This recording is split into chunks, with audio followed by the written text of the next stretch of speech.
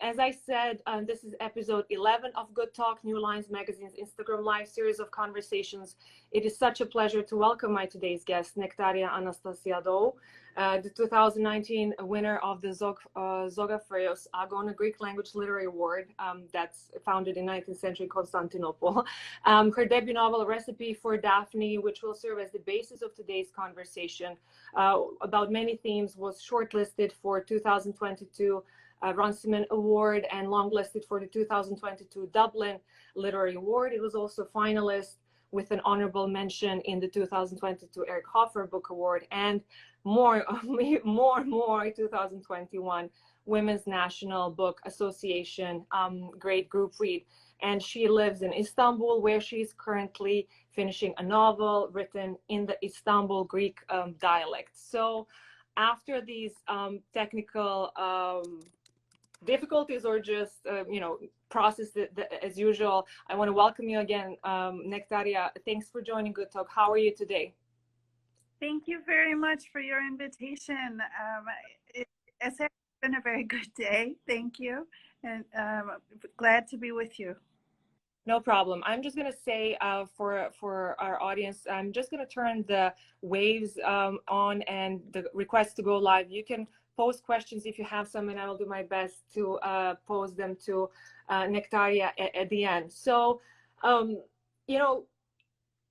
always wonder whether, like, when I have a conversation, how does the book or the artistic work that I talk about with my guests, how does that kind of begin? I think beginnings are important when we speak about a finished product as well, and they're often very fascinating. So as simple as it sounds, I think that the question, how did this book come to life, or how did the idea for this book come to life, is very important. So I'd like to start with that. Has there been a process of several years of boiling or ruminating about this? Has there been an event that's been an impetus and served as such? How did this book come to life? It started with 3 sparks, and they're actually quite quick, I think. I heard a bishop talking about a pastry called the Balkanic, which is, as it is described in the novel, a pastry which had many different creams inside, and each one symbolized one of the Balkan peoples, and so the pastry as a whole symbolized that harmony between Balkan peoples. Also, I was living on a street, which is the street of Fanis Paleologos in the novel, and one evening I was looking out the window and I started writing about the street, but not from my own perspective, from the perspective of an old man who had lived his entire life on the street. And then I was also thinking at the time about how difficult it is to find a partner within a community of 2,500 people when most of those people are elderly, actually, if you want to marry within the community. So all of those things came together, and the first draft of A Recipe for Daphne came out, which was, of course, nothing like what it is now. It was pretty much garbage to begin with, but I worked and worked on it for a few years and got it to where it is now. You're humble considering how many awards it has been nominated for, but I do understand as a writer that most of the time the first draft is the most difficult to write. But was it easy to publish this book? Was there interest among the publishing houses? How did it come out, considering the awards that it has been nominated, for? It was super, super difficult to publish. It took me, I think, 5 years to get it published. Wow. Most American publishers, well, I had an agent, so she mainly applied to American. She was American, applied to American publishers. Some were kind of interested, but then not interested in the community of Istanbul, or they just weren't interested at all. And I finally had to. I got rid of my agent, and I self-submitted actually to the American University in Cairo Press, which is, most publishers will not take self-submissions. Fortunately, I did have a friend who let me use her name that, you know, she had read it and liked it, Rana Haddad. So AUC Press accepted it almost immediately within a month. But of course, 5 years of struggle, years preceded that. So it was super difficult. The marketing of it was super difficult because I'm saying some things about the community that are not in line with, you know, with the mainstream journalism's take on the minorities in Turkey. And also, and that's including Greek. Greeks don't want to hear about anything positive. I shouldn't say that. Not Greeks, Greek people, but the Greek media doesn't want to hear about anything positive about this country. So they don't really, haven't, they cut me out of plenty of interviews. And people in Greece don't really know about the novel yet, but I have it into Greek now, so they will find out about it. That's so amazing. I mean, and important to hear. I think that in another interview you said that you think that the Greek, you think, or you wonder whether or how much the Greek population in Greece is actually aware about the existence of this community as well, which I thought was incredible. Not very aware of it at all, that it still exists. That's a fascinating dynamic, and you do mention a little bit about it, and we can speak later on as well about just the differences of opinions about different themes that you address within the Greek community, Greek community as well, within the Istanbul's one as well. But I want to ask you right now still, as we are at the beginning of the conversation, about something that you wrote at the end of your book, and you said, although some settings in the novel are drawn from life, the characters and the plot are entirely fictional. And so I was curious, how did you manage, how did you control or balance that process while writing? And I'm asking because the book is very entertaining as well. It's very fun to read, very light, but there are, you know, it doesn't allow one to get lulled into that entertaining aspect, because you do then inject some very powerful, specific lessons or moments of history and painful Turkey's history from the past, either through personalities, histories, characters, conversations. I assume, but I want to ask, was that a purposeful choice of combining the two styles of writing?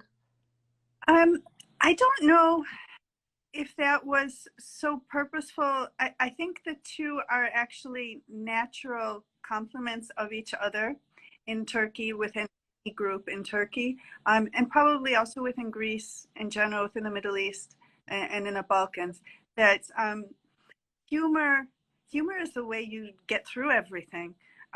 If you don't have humor, I mean, daily life is going to be difficult. So humor is the way that, you know, you might get through some serious things. Humor is the way you get through the crazy bureaucracy. So I don't think it's so much on purpose. It's just, that's the way things are. There is a ton of humor within the craziness. And yeah, I mean, I have to say that I really laughed out loud many times when I was reading it, both at some situations, some stereotypes, some idioms that you use, some cursing words that I had no idea existed in Turkish as well. And it's a great cultural lesson too, but and I was wondering whether you think as a writer that the fact that I somehow have connections to the region obviously makes the understanding of those jokes much easier. Or do you think that as a writer, if you write well, that these cultural sensitivities can be conveyed to readers regardless of the background? I think, yeah, as you said, if you write well and if you write thinking of your reader, that you can convey even cultural jokes to another culture. I mean, you have to. I wrote this to begin with more with a Western reader in mind, but then I was lucky to have an editor who is Egyptian, and he pointed out a few things to me that an Egyptian reader wouldn't understand. And so I was also able to make some improvements so that people in her part of the world would understand. For example, she was surprised that Muslims and Christians are allowed to marry in Turkey. In Turkey, we only have civil marriage, so your religion doesn't matter as far as marriage goes, as you know. So, but I think what makes a difference with you being from this part of the world, maybe is just that you find it a bit more natural. I think some I wouldn't say average readers, but some editors don't think that you should be able to be humorous about serious events in the Middle East. That's a problem that other friends, writers have had. You know, we're told that we're supposed to write books like, what's that one with it, the kite flying one? Yeah, the kite runner, Yeah, painting, yeah. you have to write bad stuff about the Middle East. You can't write stuff. And that's, which is not to say that there aren't plenty of sad stories as well, but that's not my life. My daily life is quite humorous. That's a very important point, which just kind of highlights as well the importance of the editor and that team that works behind a novel. So the book is about many things, and one official description is that it is a literary comedy about the resilience of Istanbul's Rum community, and I thought it would be pertinent to clarify to our audience, considering this is a global magazine about global affairs with an audience from all over the world, about the nuance of the word Rum that you eloquently and attentively explain with such care in the novel, while also pointing to different views about it, including among the Istanbul's Greek community as well. Tell us more about this word, but like a bigger historical, religious, ethnic concept. So here's the quick version of it. Rum means Roman, because in Greek we say Romios. The Byzantine Empire did not call itself the Empire, called itself the Roman Empire. It's just the continuation of the Roman Empire. So the inhabitants called themselves Romi, Romans. Even though when it became, we also refer to it as the Eastern Roman Empire. At that point, Greek became the vernacular of the empire. So any Byzantine citizen was a Romios, including Jews, not just Christians. And when the Ottomans took over, they continued calling the Orthodox Christians of the Ottoman Empire Rum, which is just the Turkish version of the same Greek word, Romios. At that point, the Greek-speaking Jews, Byzantine Jews, were no longer officially called Rum, but just on a daily life, personal level, they continued calling themselves that. We've also got the word Romaniotes, which is used to distinguish the Greek-speaking Jews, but really, Jews also call themselves Romi. So when we get to the modern Turkey, the word continues to be used for Orthodox Christians, including both the Greek-speaking Orthodox Christians of Istanbul and the Arabic-speaking Orthodox Christians of Hatay. Sorry, one more note. In the Ottoman Empire, there were many more languages among the Orthodox Christians. It was a multicultural community. It wasn't just Greek. So now we come into the Turkish Republic. We still use the word Rum, and it's a religious word basically now. Mm-hmm. But most of the world calls the Rum of Turkey Istanbul Greeks, or the Rum of Istanbul. Mm-hmm. Well, I find that to be the best term because people still have mixed heritage. You know, if you talk to someone, okay, my grandfather was from Albania, my grandmother's from Greece, my family is from here, from forever. Well, who knows if that's really true. But and it can be used. Some people like to use it to exclude the Arabic speaking from Hatay. Unfortunately, So It that's the, depends. And you write in the novel as well. I think it was it Rea, a character called Rea as well, who had a very specific um, exclusionary and exclusive worldview about this as well. She just thought that this is Istanbul's Greek community, and then there is a specific conversation with other characters around it, and a lesson from history as well. So it's complicated, as you say, but as someone who has lived in Istanbul for 6 years, who happens to have a husband who is Turkish, I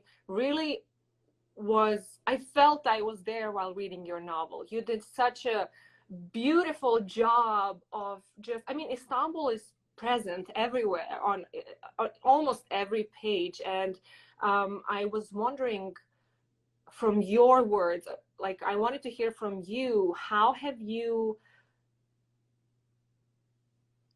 chosen, how has Istanbul served, how is it serving as inspiration for your writing as well, in this novel or in general?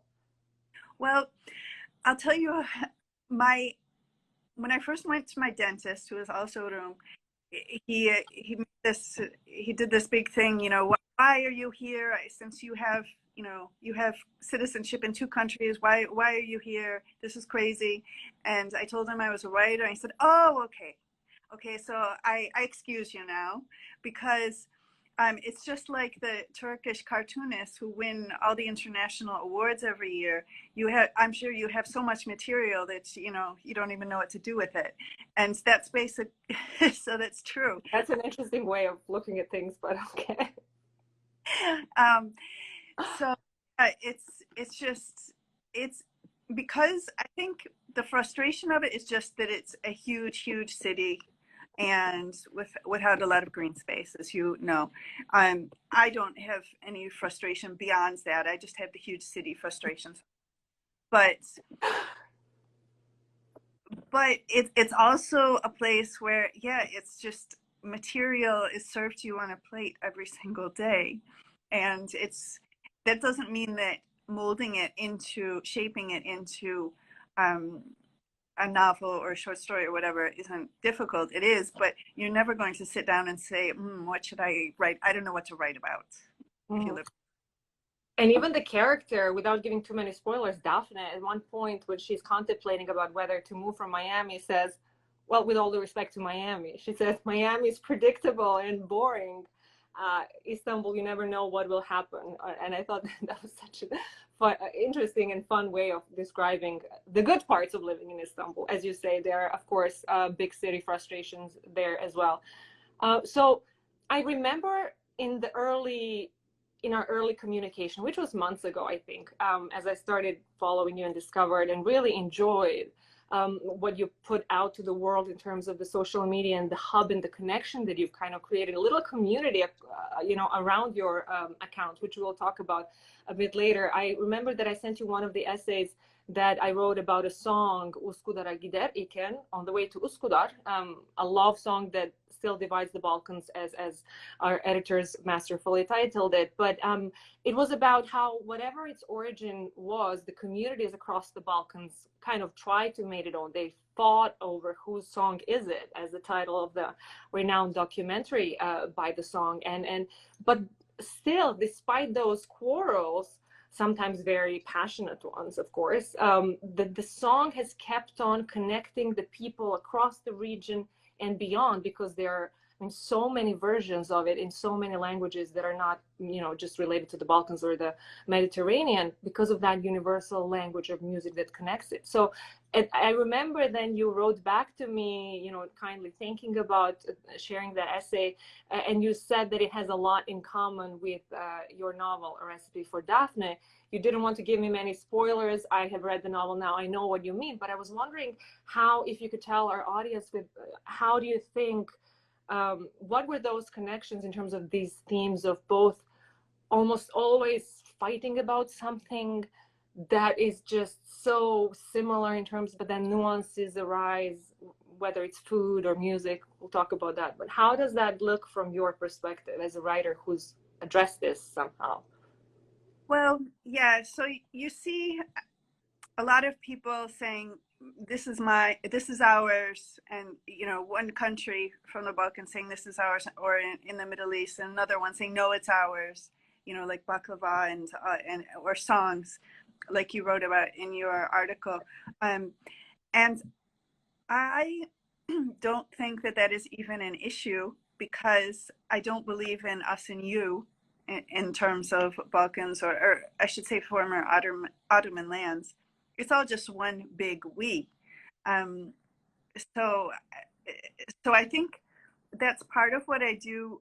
So the tweets I do for Istanbul Greek dialects is partly out of my frustration that the Istanbul Greek dialect, like all Greek dialects that are not called standard modern Greek, which I hate that term, Greek, are basically have been stomped out during the past 2 centuries, and huge amount of linguistic wealth has been lost. And one of the last strong dialects is the Istanbul. It's not a dialect, not completely, but it's an idiom, because it's still easily understandable to Central Greeks. So that's why I started doing these tweets that pick a word every day. What is it in Central Greek? What is it in Istanbul Greek?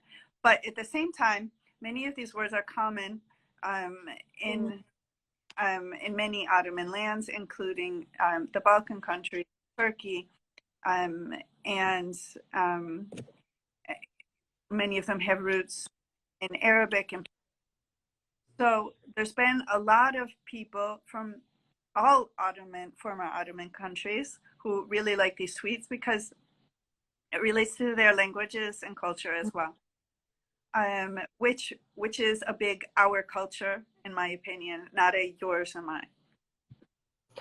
Yeah, and you really, as you said, I think there are currently 317 of those idioms, which are incredible in the variety, from food to just different concept in general. And so there really is such a vibrant community of people who, as you say, flocked. I noticed it, and that's one of the aspects that I enjoyed, because I learned so much about it. And almost always there are super positive responses below and insights, and then the conversation sparks on. And so it's almost like a real testament of that huge group of people across the world who chooses to see beyond those kind of exclusionary narratives, right?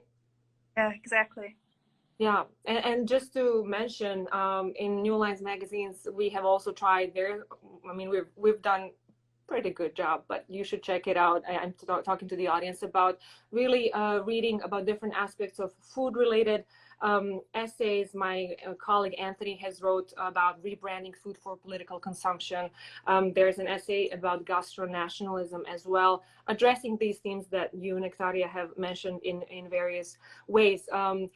Has anybody, before I ask the next question, has anybody ever come forward after the publication of the book to say something about Balkanica, the pastry? Is that really, that's a real thing that existed in the past, or? The real thing that existed. Oh. The person who told me about it passed away recently. I haven't found anybody else who had even heard of it. I found 1 or 2 very small references to it, written references. I did see there are some videos on YouTube now with somebody making one in Fatih, but it does not look like what I was told about. In fact, it looks pretty disgusting. It wasn't what was described to me. And the person who told me about it, he was almost 90 years old. So, and people in their 70s and early 80s that I've asked about didn't remember it. So, oh, so kind of everybody else. Spreading the word. Yeah. Everybody knows anything about that Balkanica pastry. So in that, I mean, I want to ask about something that's not, hopefully, but well, I was going to say that's not a painful topic, but depends how one addresses and approaches it. Last week, in my last good talk. I had a conversation with Cal Flynn. She's a journalist who writes about climate change, right? But her book was called Islands of Abandonment and Nature Rebounding in Post-Human Landscape. And in one part of the conversation, she told us about the dynamics of leaving, and she said how psychology is such an important element of abandonment. And she explained how a lot of time it is not just social economic failure, but it could be cultural change that she described manifest as a set of opposing forces, that there is this sense of draw, that people want to stay where they call home, even if she said even if it comes falling down around them. And she mentioned Chernobyl, exclusion zone, and different situations related to climate change. But that idea of people choosing to stay in that place and kind of coming back, investing in that place that others are abandoning and have abandoned, that stayed in my head and kind of just like was in the back of it while I was reading your novel as well, even though it was a completely different context. And I wanted to ask you whether that theme or whether that description and the psychology dynamics about the importance of, like the draw of that place that we call home, even though these dynamics are not necessarily conducive for thriving as we think it. Does that ring a bell in terms of your experiences or observations from Rum community in Istanbul? I watched that episode and loved it, and I'm going to. It really resonated with the dynamics of staying or leaving, especially when everything is falling down around you. Yeah, that's my everyday life, but I don't mean that from the sense of anything. The minorities here certainly suffered quite a bit in the past. I don't think there are any problems like that now. I don't experience them, but I think it's just the big city thing, that how viable is such a big city, and what is city life going to be like in 10 years. So that's something I think of pretty much every day. And yet I'm still here, and I can't really imagine living someplace else. And just, I just keep reinvesting personally in the place, and but who knows? The world is a crazy place right now. And are you right? From what I recall, you're writing a novel in Istanbul Greek dialect right now. I finished it actually, and I to two publishers in Greece, and I'm waiting to see what's going to happen. So it's completely in Istanbul Greek, and but it's with, just as I wrote A Recipe for Daphne in English, but so that a Western reader or an Eastern reader, anybody around the world could understand it. I used many of the same techniques while writing in Istanbul Greek, so that a Greek reader would be able to completely understand the language. In the few, there aren't that many places where they wouldn't understand, but there are some. And so I always had the Greek reader in mind. I want to make it understandable without footnotes or asterisks or any of that stuff that I hate, just within the context. And also there is a main character who is Greek, so sometimes she's the one who's asking the questions, what does that mean? And so it's a novel written in Istanbul Greek, but it's not a linguistic book. It's a novel, just like A Recipe for Daphne, but it's in the language that it should be in, because if you're writing a novel set in London with Londoner characters, they should not be like characters. And so something written in something that's set in Istanbul where the characters are speaking Greek, they should not be speaking like Athenians. So let's see if it's going to be a little bit of a jump for Greek publishers. They're not used to that, because Greece itself has many dialects and idioms, but they are not being written. And in fact, a lot of them are made fun of even when they're spoken. And that's very sad. So let's see if a Greek publisher is going to have the courage to publish something that's perfectly understandable, but it's not the way an Athenian speaks. And I'm sure that you have been asked many times whether there will be a sequel about Recipe for Daphne, but I wanted to ask you, has there been any invitation, or why is there not a Netflix series or a film right now, considering that there's such a prolific production? Or would you be interested in something like that? It's, I have no idea, but you know, that's fine. I think that's something that's maybe better for later. My main thing right now is getting my novel published, the one that I finished in Istanbul Greek. That's what I'd really like to see. And of course, I'm something new as well, a novella, which is a historical novella. We'll see if it works. Wow. So much to look forward to. And in the meantime, as I said, currently there are 317 amazing idioms and a series that you've created online. I don't know, has anybody told you? Maybe, but here I'm saying publicly, I think that should be a book as well. Yeah. We'll see. I don't know, because I really only like writing fiction. I don't really like writing nonfiction, or that it would just take such a huge amount of time. But I just saw that a linguistics professor, Matthew John Hadodo, was, I think, watching this. That's for him to do. We'll let him do that.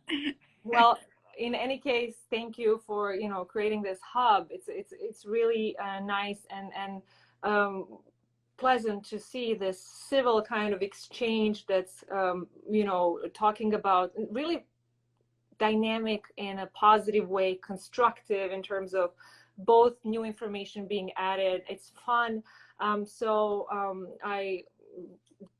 Everybody who is listening to this can see it for themselves. Nektaria, thank you so much for joining. This 35 minutes passed so quickly. I didn't want to give too much spoilers about your novel as well, but it is about both love and food and all these ideas of identity and human connections that we've kind of addressed now with amazing food descriptions as well. So I appreciate you coming today and sharing a little bit about all these fascinating dynamics from that part of the world. Thank you so much for having me. It was a delight. Thanks so much for your kind words about the novel. It's really wonderful when you feel that someone really understood it and the different layers of it, that yes, there is a lighter story if that's what you want, but there is also a deeper story for the person who wants the deeper story. So thank you. Of course, you're welcome. And everybody else, please check out New Lines Magazine's amazing array of stories related to these themes that Nektaria and I have spoken about today. This will be posted next week on YouTube and Instagram. Stay tuned for more good talks with people from all over the globe. I appreciate your patience at the beginning in terms of technicalities and tech connections. Have a good day and have a good weekend. Bye, everyone. Bye-bye.